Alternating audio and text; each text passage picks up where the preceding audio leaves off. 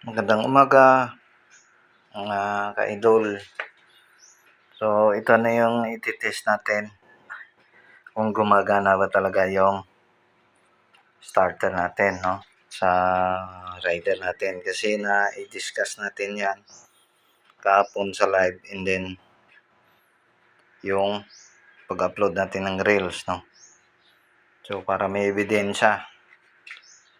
So, bago start, no, i-kick muna natin yung motor natin para yung oil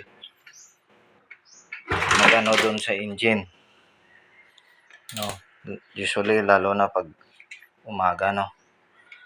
So i-on natin yan para may ebidensya, no, kung gumagana yung starter o wala.